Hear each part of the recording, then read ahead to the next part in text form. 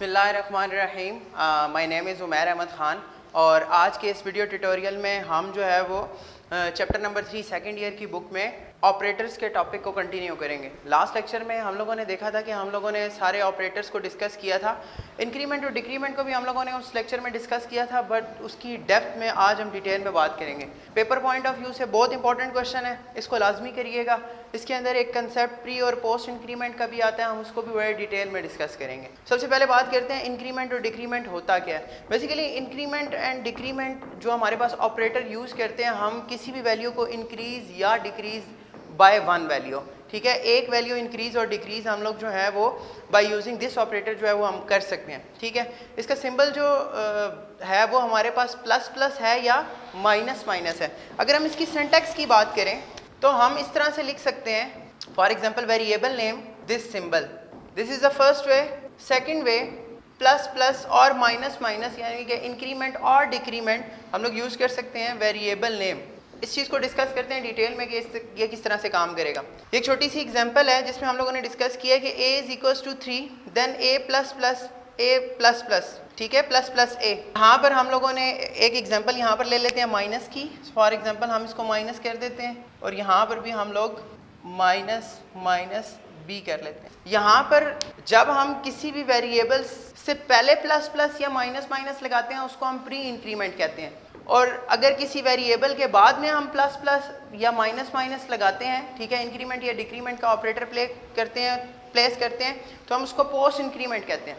अब इसके अंदर डिफरेंस क्या होता है, एक बात देखें कि अगर हमने इसको इंडिपेंडेंटली यूज़ किया है, फॉर एग्जांपल अगर हमारे पास ऑपरेंट एक है, ऑपरेंट का मतलब ये है कि कोई वेरिएबल, ठीक है, जिसके साथ ये लिखा जा रहा है, ठीक है, कोई भी कांस्टेंट अगर वो एक है, for example this is a जो है वो एक सिंगल वेरिएबल के साथ यूज़ हुआ हुआ है, ये प्लस प्लस।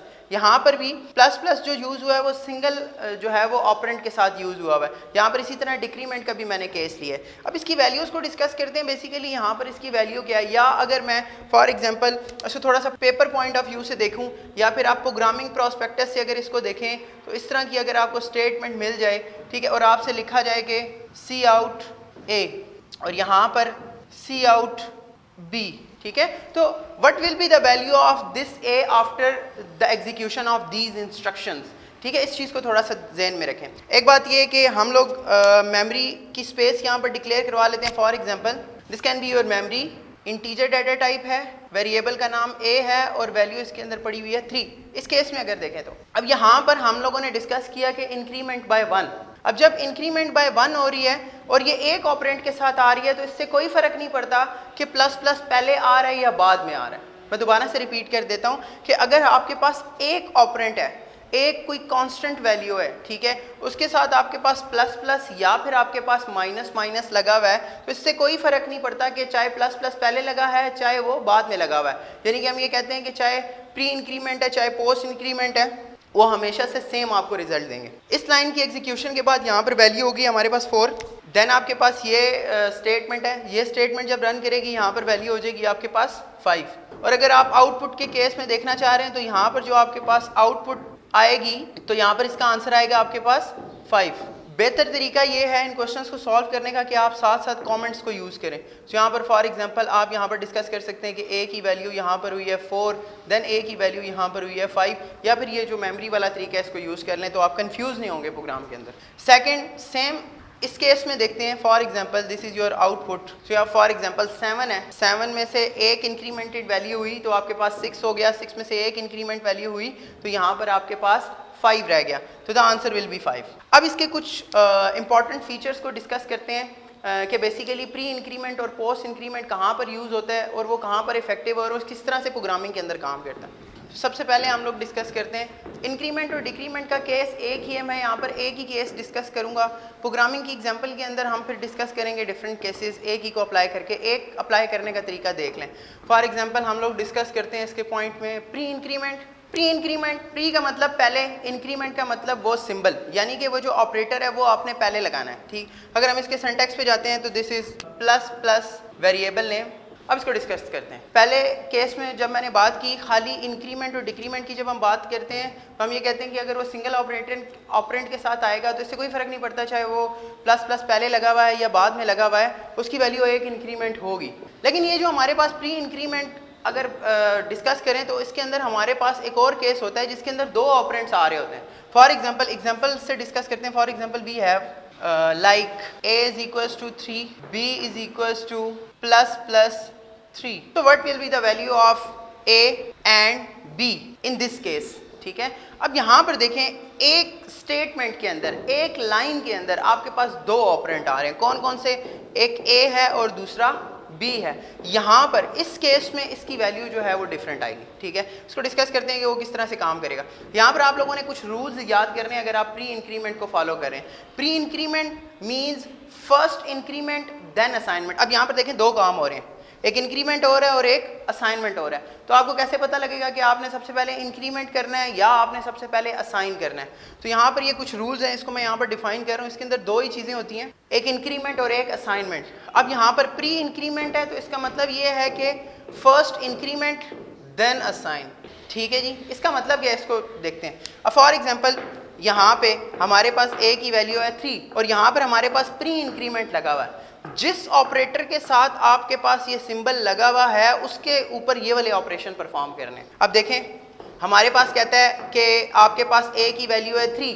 अब a की वैल्यू के अंदर आप लोगों ने पहले इंक्रीमेंट करवाना है क्योंकि ये प्री इंक्रीमेंट है। अब यहाँ पर हम लोगों ने सबसे पहले ये कॉमेंट्स लगा रहा हूँ मैं, a is equals to increment किया तो a इज इक्वल्स टू 4 के बाद आपके पास जो वैल्यू है वो स्टोर होगी b के अंदर, यानी कि b इज इक्वल्स टू 4।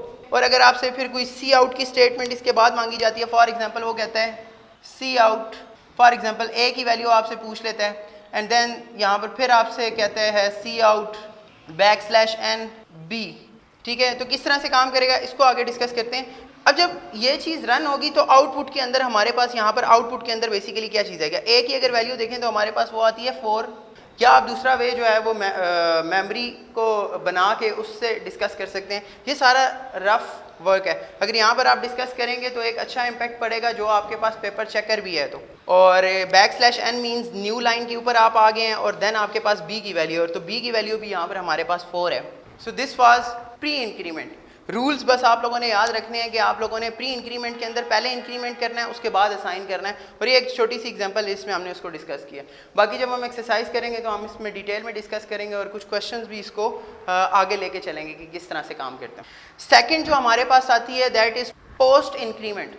ये सेम इसी तरह काम करता है, डिक्रीमेंट के लिए भी सेम इसी तरह ही काम करेगा। यार एक वहाँ पर यहाँ पर इंक्रीमेंट हो रहा है और वहाँ पर डिक्रीमेंट होगा। अब इसकी एग्जांपल अगर हम देखें या इसका सिंटैक्स सबसे पहले देख लेते हैं तो इसमें क्या होता है, वेरिएबल फर्स्ट एंड देन आपके पास ये इंक्रीमेंट का सिंबल है या फिर आपके पास डिक्रीमेंट का सिंबल है। तो for example plus plus after the variable. अगर हम एग्जांपल पे जाते हैं तो फॉर एग्जांपल हम यहाँ पर लिखते हैं a is equals to 4, b is equals to a plus plus. ठीक है, एंड देन सी आउट यहाँ पर करवा लें आप लोग। a यहाँ पर मैं मैनिपुलेटर्स यूज़ कर रहा हूँ। ठीक है, देन सी आउट b। तो इस केस में हमारे पास जो आउटपुट बनेगी वो किस तरह से काम करेगी और इसकी क्या आउटपुट होगी। अब रूल को ध्यान में रखें, दो चीज़ें हैं यहाँ पर भी, दो ही चीज़ें हैं आपके पास। इस पूरी स्टेटमेंट में फिर अगेन दो ही काम हो रहे हैं, या इंक्रीमेंट हो रहा होगा या डिक्रीमेंट हो रहा होगा और साथ आपके पास असाइनमेंट ऑपरेटर हो रहा होगा। तो आपने इसमें ध्यान रखना है थोड़ा सा। पोस्ट इंक्रीमेंट, पोस्ट का मतलब बाद में, यानी कि इंक्रीमेंट कब करना है, बाद में, सेकंड केस में या फिर सेकंड स्टेप के ऊपर। तो यहाँ पर सेकंड स्टेप के ऊपर आप लोगों ने क्या करना है, एंड देन डिक्रीमेंट है तो डिक्रीमेंट करेंगे और पहले क्या करना है फिर आप लोगों ने असाइनमेंट ऑपरेटर। ठीक है, असाइन। चलिए जी इस रूल को अप्लाई करते हैं यहाँ पर। अब यहाँ पर देखें हमारे पास a की वैल्यू है 4, अब b plus a plus plus है। यहाँ पर देखें हम लोगों ने पहले क्या कहा कि असाइन करनी है, असाइन करनी है वैल्यू। ठीक, a की वैल्यू असाइन करनी है हम लोगों ने सबसे पहले किसको, b को। अब a की वैल्यू हमारे पास है 4। ठीक है, 4 हम लोगों ने असाइन कर दी है किसको, b को। ठीक, फॉर एग्जाम्पल b की वैल्यू होगी हमारे पास यहाँ पर 4। अब इंक्रीमेंट करेंगे, इंक्रीमेंट किस में करेंगे, जिस ऑपरेटर के साथ ये इंक्रीमेंट और डिक्रीमेंट का ऑपरेटर लगा हुआ है। ठीक है, फॉर एग्जांपल यहाँ पर लिखा हुआ है a प्लस प्लस, तो a की वैल्यू 1 इंक्रीमेंट कर देंगे। a की वैल्यू है 4, उसके अंदर इंक्रीमेंट करेंगे तो ये वैल्यू हो जाएगी हमारे पास 5। ठीक है, अब अगर हम इसकी आउटपुट पे आते हैं तो आप देखें कि यहाँ पर हमारे पास आउटपुट में ए की वैल्यू हमसे डिमांड करे तो ए की वैल्यू मेमोरी के अंदर क्या हो गई है 5, और नेक्स्ट लाइन पे हमारे पास क्या चीज़ है, एक छोटी सी ट्रिक याद कर लें कि प्री इंक्रीमेंट के अंदर ए और बी की वैल्यू सेम रहेगी, ठीक है, और पोस्ट इंक्रीमेंट के अंदर चेंज रहेगी। एक और दफ़ा देन इसको सम अप करते हैं कि पोस्ट इंक्रीमेंट में हमारे पास क्या होता है कि पहले असाइन होता है एंड देन इंक्रीमेंट होता है, या फिर हमारे पास डिक्रीमेंट होगा। तो यहाँ पर सबसे पहले हम लोगों ने जो ए की वैल्यू है वो असाइन करवाई है बी को, जो कि 4 थी, अब बी की वैल्यू 4 हो गई है, और ए की वैल्यू इस केस के अंदर हम लोगों ने एक इंक्रीमेंट करवा दी है जो कि हमारे पास 5 हो गई है। अब यहाँ की वैल्यू लिखी हुई है तो हमने यहाँ पर 5 लिख दी है, बी की वैल्यू सेकंड है तो हम लोगों ने यहाँ पर 4 लिख दिया। अगर ये वेरिएबल फॉर एग्जाम्पल इसके अंदर अगर हम कहीं भी ए प्लस प्लस या फिर प्लस प्लस ए को यूज़ करें तो इससे कोई फ़र्क नहीं पड़ता कि ये ऑपरेटर पहले लगा हुआ है या बाद में लगा हुआ है आपके पास, क्योंकि ये सिंगल ऑपरेंड के साथ है। सिंगल ऑपरेंड में आपके पास कोई फ़र्क नहीं पड़ता, ठीक है, कि फर्स्ट इंक्रीमेंट हुआ या आफ्टर इंक्रीमेंट हुआ। सो ये वाला टॉपिक हमारे पास कवर हो गया। सेकंड टॉपिक के ऊपर आते हैं, ठीक है। यहाँ पर आपके पास जो सेकंड टॉपिक है दैट इज़ टाइप कास्टिंग, बहुत इंपॉर्टेंट टॉपिक है। यहाँ पर भी कुछ लोग जो है वो इसको बड़ा कन्फ्यूजिंग सा टॉपिक लेते हैं। मैं इसको कोशिश करूँगा बड़े आसान वे में, ठीक है, आपको जो है वो डिफ़ाइन करा दूँ कुछ एग्जाम्पल्स के साथ। अब टाइप कास्टिंग बेसिकली उसकी डेफिनेशन के ऊपर अगर हम जाएं तो टाइप कास्टिंग होती क्या है? Type casting is a process of converting one data type into another data type, this is called type casting, ठीक है, कि एक डाटा टाइप से दूसरे डाटा टाइप के अंदर जाना, this is called type casting. अगर हम इसकी डेफिनेशन पे जाएं तो to convert one data type into another data type, ठीक है, this is called type casting. अब टाइप कास्टिंग हमारे पास दो तरह से परफॉर्म की जाती है, ठीक है। एक हमारे पास होती है implicit and the second one is explicit. अब देखें इम्प्लिसिट टाइप कास्टिंग और एक्सप्लिसिट टाइप कास्टिंग के अंदर बेसिकली फ़र्क क्या है, ठीक है। दोनों का पर्पस सेम है कि ये हम लोगों ने एक डाटा टाइप से दूसरे डाटा टाइप के ऊपर कन्वर्ट करना है, ठीक है। लेकिन हमारे पास इम्प्लिसिट टाइप कास्टिंग के अंदर जो है compiler automatically converts for you, ठीक है, आपको खुद से कुछ करना नहीं पड़ता, ये ऑटोमेटिकली आप लोगों के लिए जो है वो कन्वर्ट कर देता है।